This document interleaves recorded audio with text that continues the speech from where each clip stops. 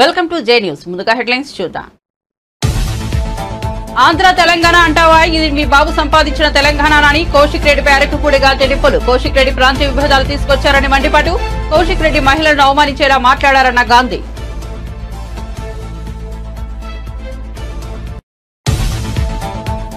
సచివాలయంలో సీఎంతో కేంద్ర బృందం సమావేశం. వరదల నివారణకు శాశ్వత నిధిని ఏర్పాటు చేయాలని విజ్ఞప్తి. శాశ్వత పరిష్కారానికి కార్యాచరణ రూపొందించాలని సూచన.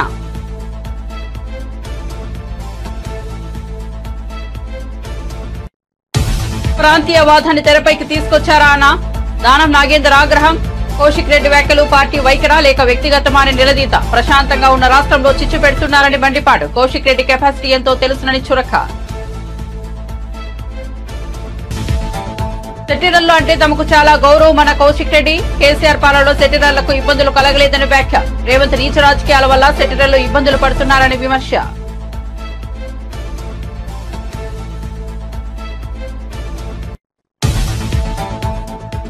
జగ్గయ్యపేటలో వైసీపీకి షాక్. టీడీపీలో చేరిన జగ్గయ్యపేట మున్సిపల్ చైర్మన్ రంగాపురం రాఘవేంద్రతో పాటు పార్టీలో చేరిన పలువురు వార్డు కౌన్సిలర్లు కండువా కప్పి పార్టీలోకి ఆహ్వానించిన మంత్రి నారా లోకేష్. ప్రాంతీయత గురించి కౌశిక్ రెడ్డి మాట్లాడడం దారుణమన్న నట్టి కుమార్. ఆంధ్ర ప్రజలను కించపరచడం బీఆర్ఎస్ విధానమా అని ప్రశ్న. కౌశిక్ రెడ్డిపై కేసు నమోదు చేయాలని డిమాండ్.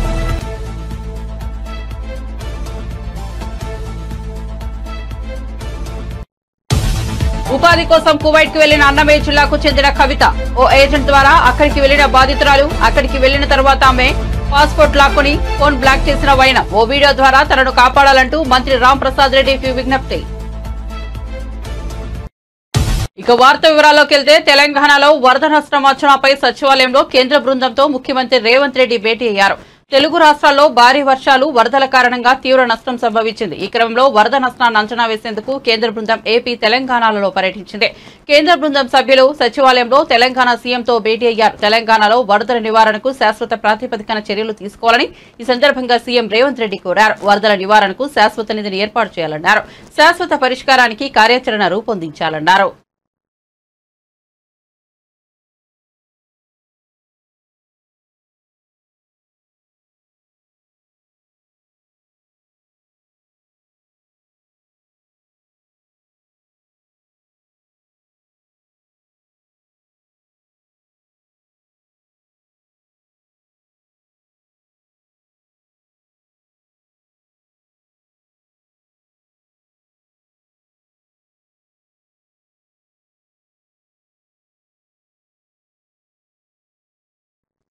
ఆంధ్ర తెలంగాణ అంటూ ఎమ్మెల్యే పాడి కౌశిక్ రెడ్డి ప్రాంతీయ విభేదాలు తీసుకొచ్చారని ఎమ్మెల్యే అరకపూడి గాంధీ మండిపడ్డారు.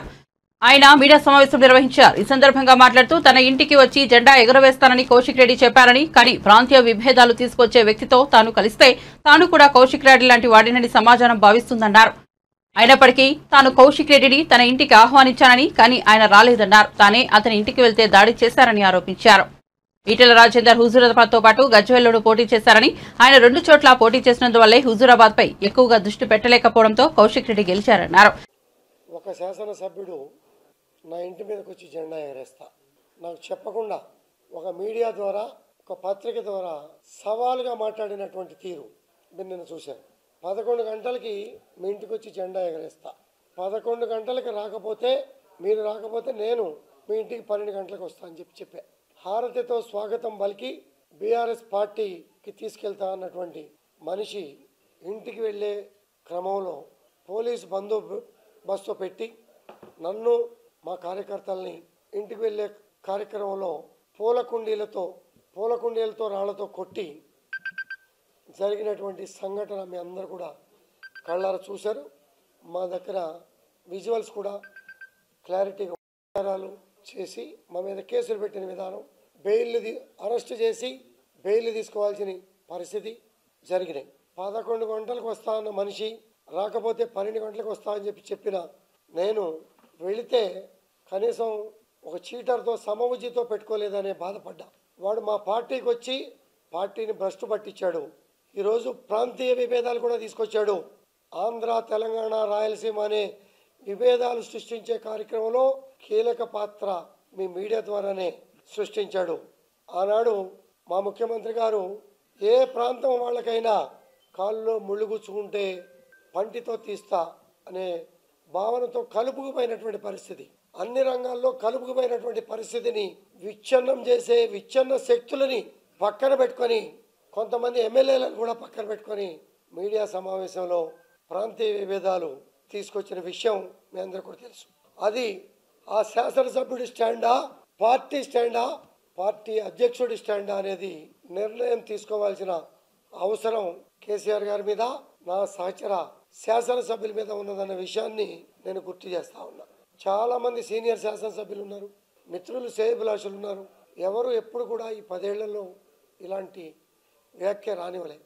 ఒక చీడ పురుగులాగా 2.5 సంవత్సరాల పార్టీలో చేరి ఎమ్మెల్సీ తీసుకొని ఈటెల రాజేంద్ర గారు 2 చోటలు నిలబడితే 2వ చోట కాన్సన్ట్రేషన్ చేయలేక ప్రజల ముందు ఎవరిని అడ్డం పెట్టుకొని నువ్వు గెలిచావు అన్న విషయం నీకు తెలుసు. సమఉజ్జి కాకపోయినా నీ వాదనకి సమాధానం చెప్పాలనే ఉద్దేశంతో నేను వచ్చా. నువ్వు చేతగాని వాడివని అర్థమైంది. నేను పార్టీతో తెలుసుకుంటా. పార్టీ అంటే గౌరవం, కేసీఆర్ గారు అంటే నాకు గౌరవం. కానీ ఇటువంటి చీటర్లు పక్కన చేయటం మూలన పార్టీ నాశనం అవుతుంది. ఉదాహరణకి నిన్న పోలీస్ స్టేషన్ ముందు పోలీస్ అధికారులనే తోసి దుర్భాషలాడి తిట్టే బయటకు లాగి పక్కకు దోసినటువంటి సందర్భం కూడా మీరంతా కూడా కళ్ళారా చూశారు. ఇటువంటి పరిస్థితుల్లో స్టాండ్ ఎదురు దాని మీద చక్కటి సమావేశాన్ని పెట్టి నిర్ణయం తీసుకొని ముందుకు సాగుతాం. 11 గంటలకు నీ ఇంటికి వస్తా, రాని పక్షంలో నేను నీ ఇంటికి వస్తా అన్నా. హారతితో స్వాగతం పలుకుతా అన్నావు. పిలిచి రాళ్లతో పూలకుండీలతో దాడి చేయించావు. 50 మంది పోలీసులు ఇంటి చుట్టూ పెట్టుకున్నావు. నాకన్నా ముందు పోలీస్ స్టేషన్కి వెళ్ళి నా మీద కంప్లైంట్ ఇచ్చి 20 సెక్షన్లు పెట్టి కేసులు బుక్ చేయించావు.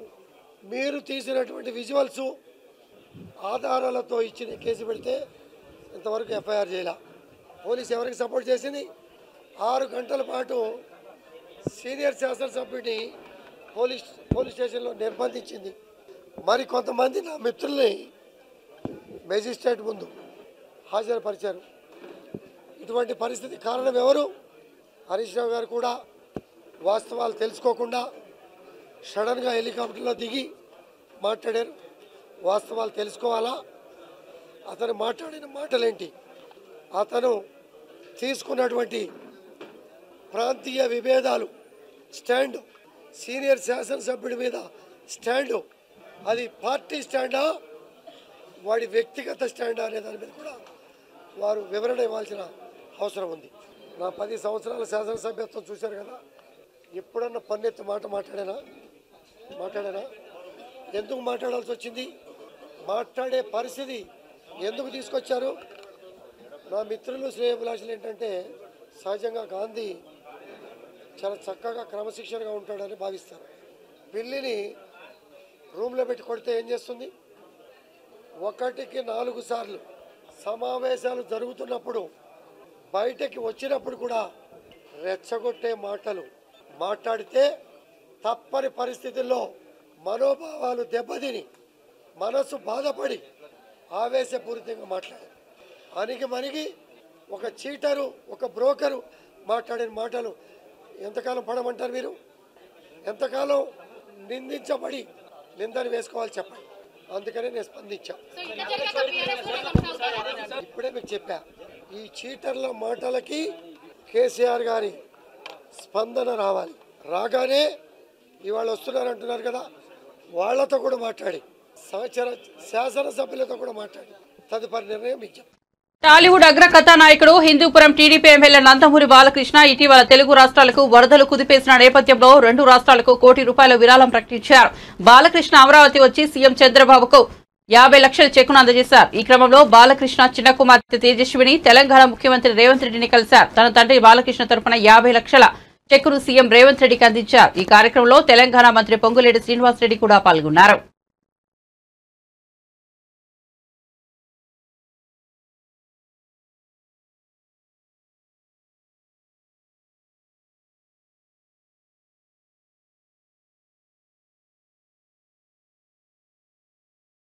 బీఆర్ఎస్ ఎమ్మెల్యే పాడి కౌశిక్ రెడ్డి ప్రాంతీయవాదాన్ని తెరపైకి తీసుకొస్తున్నారని ఎమ్మెల్యే దానం నాగేందర్ ఆగ్రహం వ్యక్తం చేశారు. ఆయన చేసిన వ్యాఖ్యలు పార్టీ వైఖరా లేక వ్యక్తిగతమా చెప్పాలని నిలదీశారు.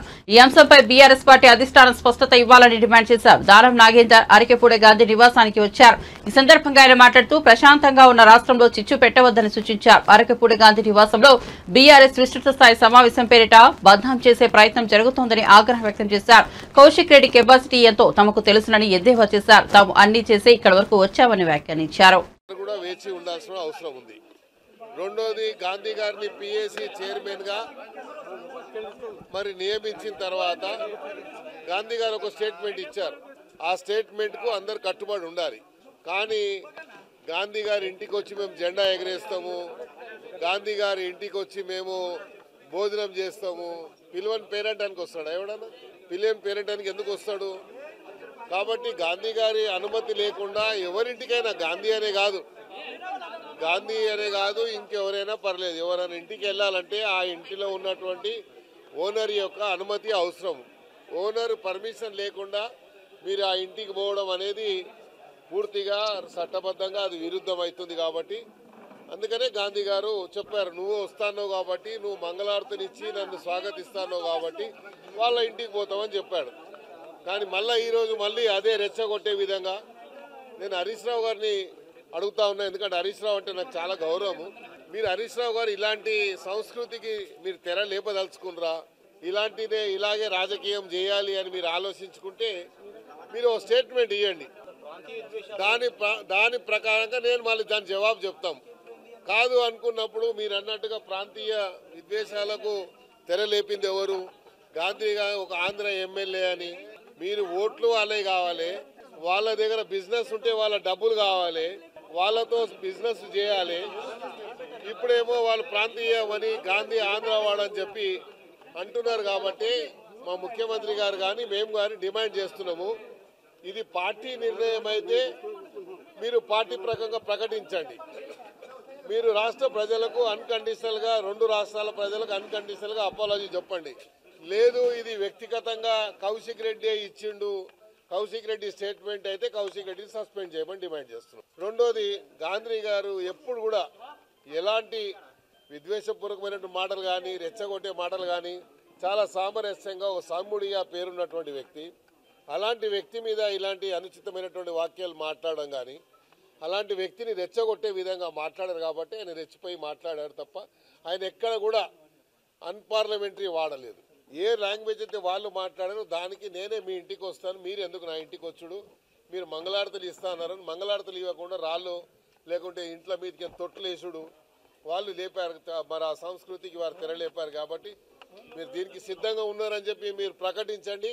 దాని జవాబు మేము ఎక్కడ చెప్పాలనో ఎప్పుడు చెప్పాలనో చెప్తాము. మేము జవాబు ఇచ్చినప్పుడు తట్టుకునే శక్తి మీకు ఉందో లేదో ఒకసారి ఆలోచించుకోండి. కండువా ఇప్పుడు కట్టుకోవాలి, ఎప్పుకోవాలా లేదా అని ఎక్కడ లేదు, రాజ్యాంగం ఎక్కడ లేదు. ఇదే డ్రెస్ వేయాలి, ఇదే కండువా వేసుకోవాలని ఎక్కడ లేదు. పిఎస్సి చైర్మన్ ఇచ్చారు, పిఎస్సి చైర్మన్ ఎలా ఇచ్చారు అంటున్నారు. మీకు క్వశ్చన్ చేస్తా ఉన్నా, మీరు ఎక్కడ నిన్న మీడియాలో చెప్తే రాలేదు. అప్పుడు అక్బరుద్దీన్ ఓవైసీ గారికి ఇచ్చారు. కాంగ్రెస్ పార్టీ ఆపోజిషన్గా వాళ్ళకు ఉన్నటువంటి స్ట్రెంత్ ఉంటే అది ఇవ్వకుండా అక్బరుద్దీన్ ఓవైసీ గారికి ఇచ్చారు. మీరు ఎందుకు ఇచ్చారు? అప్పుడు మీరు చేసిందేమో న్యాయము, వేరే వాళ్ళు చేస్తే అన్యాయమా? కాబట్టి మీరు ఇవన్నీ చెప్పకూడదు, ఇవన్నీ మాట్లాడకూడదు. మీకు నైతిక హక్కే లేదు. చేర్చుకున్న వాళ్ళు ఎందుకు చేర్చుకున్నారని, మరి ఇంకా రకరకాల మాటలు మాట్లాడని.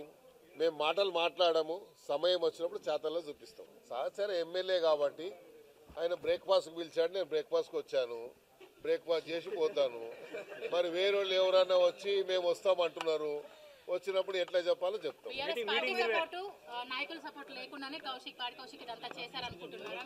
అదే చెప్తున్నా కదా, వాళ్ళు ఏమి చేస్తున్నారంటే ఒక ఇది పెట్టి ఆయన రెచ్చగొడుతుంటే రెచ్చిపోతున్నాడు.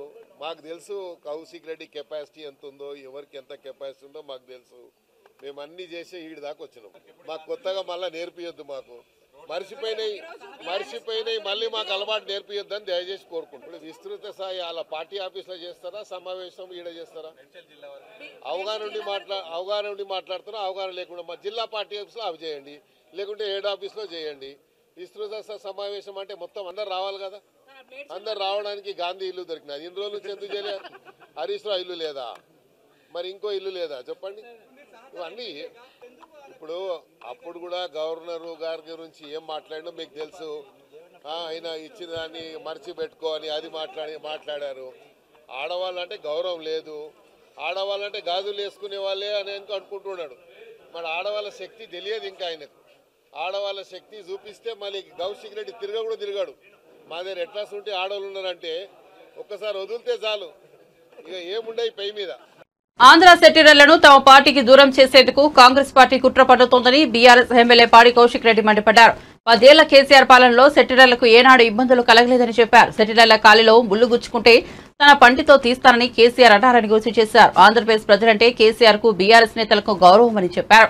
ముఖ్యమంత్రి రేవంత్ రెడ్డి నీచమైన రాజకీయాల వల్ల సెటిలర్లు ఇబ్బందులు పడుతున్నారని అన్నారు. సెటిలర్ అనే పదాన్ని తాను వాడలేదని, తాను ఆంధ్ర సెటిలర్స్ అనే పదాన్ని వాడి ఉంటే అది తనకు అరకపూడి గాంధీకి వ్యక్తిగతమని కౌశిక్ రెడ్డి చెప్పారు. సెటిలర్లను కేసీఆర్ కంటికి రెప్పలా చూసుకున్నారని, అందుకే హైదరాబాద్ లో సెటిలర్స్ అంతా బీఆర్ఎస్ కు మద్దతుగా ఉన్నారని తెలిపారు.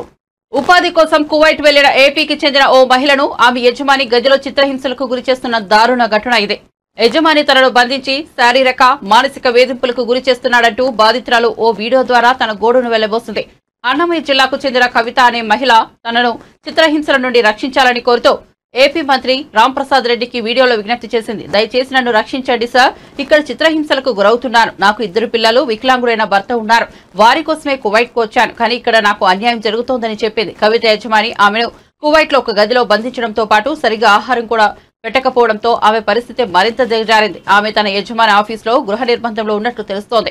ఓ ఏజెంట్ ద్వారా కవిత అక్కడకు వెళ్లింది. అక్కడికి వెళ్లిన తర్వాత ఆమె పాస్పోర్ట్ లాక్కోవడంతో పాటు తన ఫోన్ ను బ్లాక్ చేశారని, తద్వారా కుటుంబ సభ్యులు అధికారులతో తనకు ఎలాంటి కమ్యూనికేషన్ లేకుండా చేశారని ఆమె పేర్కొంది.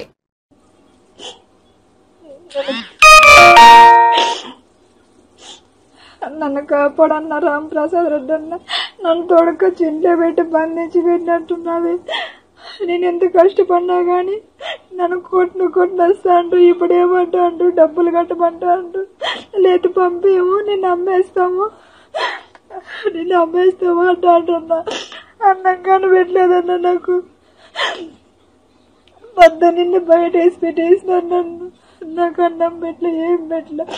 నా బట్టలు కానీ ఇలా రూమ్ లో పెట్టుకొని ఉంటారు వాళ్ళు. నన్ను కాపాడన్న. వాళ్ళు ఏమంటానండి, ఈసా తీసినాడు, నువ్వు పారిపో, నువ్వు ఇక్కడ నుండి నువ్వు పారిపో అని అంటున్నాడు. అన్న నేను పారిపోవాలంట. నేను పారిపోతే నన్ను ఎవరన్నా కాపాడేది. నాకన్నా బిడ్డలు ఉన్నారు, 3 ఆడబిడ్డలు. నాకు నా మొగుడు అని కావు, బతికిరువు కోసం ఇక్కడికి వస్తే నాకు టార్చర్ చూపిస్తాండ్రన్న. ఇంతవరకు అన్నంలో నీళ్ళు లేదన్న. నాకు 12 ఎత్తుకొచ్చి బయట వేసినారు నన్ను. ఈజా తీసిన ఫోన్ చేసి నీకు ఏమైతే చేసుకో అంటున్నాడు. వాడి ఇంటికాడ ఉండి నేను ఫోన్ చేసి బ్లాక్ లిస్ట్ లో పెడతా అంటున్నాను. అమ్మారు నన్ను కాపాడన్నా. దక్షిణ కాశీగా పేరుగాంచిన ప్రముఖ పుణ్యక్షేత్రం శ్రీకాళహస్తీశ్వర దేవస్థానం ఆలయంలో పవిత్ర ఉత్సవాలు 13 నుంచి 17వ తేదీ వరకు పవిత్ర ఉత్సవాలు నిర్వహించారు.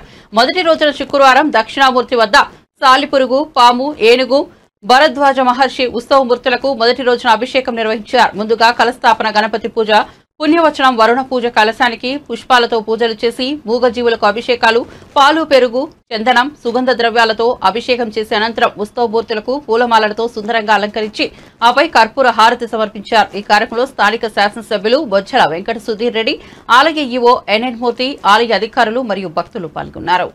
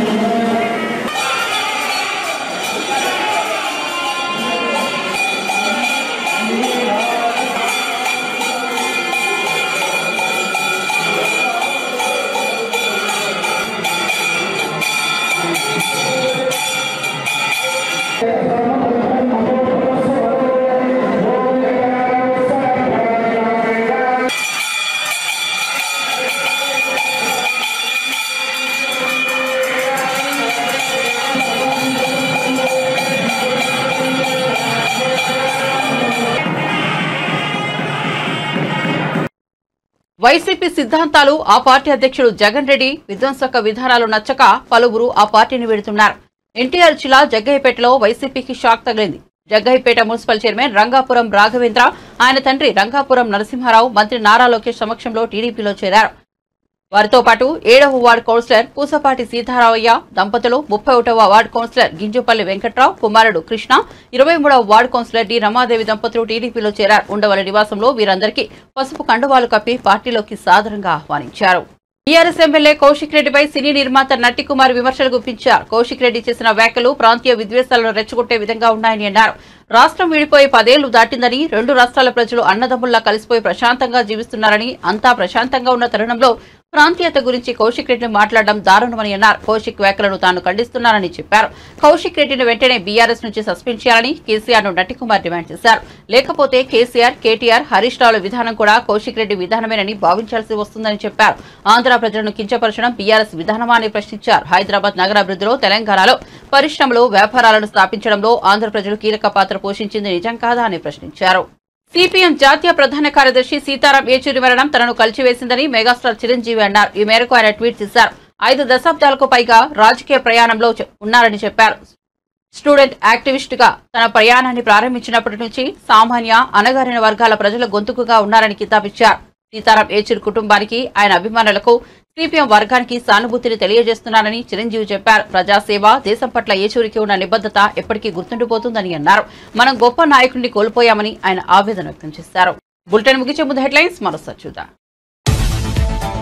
ఆంధ్ర తెలంగాణ అంటావా, ఇది మీ బాబు సంపాదించిన తెలంగాణ అని కౌశిక్ రెడ్డిపై అరకుపూడిగా తెలిపులు. కౌశిక్ రెడ్డి ప్రాంతీయ విభేదాలు తీసుకొచ్చారని మండిపాటు. కౌశిక్ రెడ్డి మహిళలను అవమానించేలా మాట్లాడారన్న గాంధీ.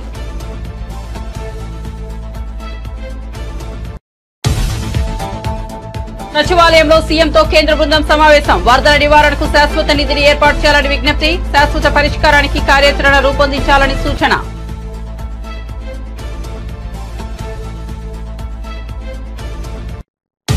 ప్రాంతీయవాదాన్ని తెరపైకి తీసుకొచ్చారా అన్న దానం నాగేందర్ ఆగ్రహం. కౌశిక్ రెడ్డి వ్యాఖ్యలు పార్టీ వైఖరా లేక వ్యక్తిగతమా అని నిలదీత. ప్రశాంతంగా ఉన్న రాష్ట్రంలో చిచ్చు పెడుతున్నారని మండిపాటు. కౌశిక్ రెడ్డి కెపాసిటీ ఎంతో తెలుసునని చురక.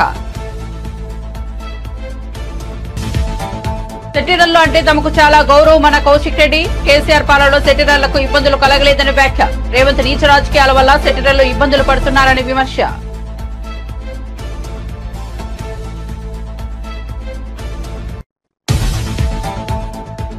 జగ్గయ్యపేటలో వైసీపీకి షాక్. టీడీపీలో చేరిన జగ్గయ్యపేట మున్సిపల్ చైర్మన్ రంగాపురం రాఘవేంద్రతో పాటు పార్టీలో చేరిన పలువురు వార్డు కౌన్సిలర్లు కండువా కప్పి పార్టీలోకి ఆహ్వానించిన మంత్రి నారా లోకేష్.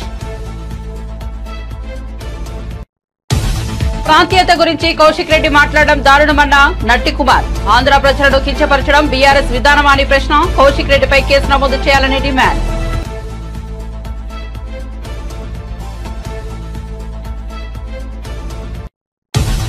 ఉపాధి కోసం కువైట్ కు వెళ్లిన అన్నమయ్య జిల్లాకు చెందిన కవిత ఓ ఏజెంట్ ద్వారా అక్కడికి వెళ్లిన బాధితురాలు. అక్కడికి వెళ్లిన తర్వాత ఆమె పాస్పోర్ట్ లాక్కుని ఫోన్ బ్లాక్ చేసిన వైనం. ఓ వీడియో ద్వారా తనను కాపాడాలంటూ మంత్రి రామ్ ప్రసాద్ రెడ్డికి విజ్ఞప్తి.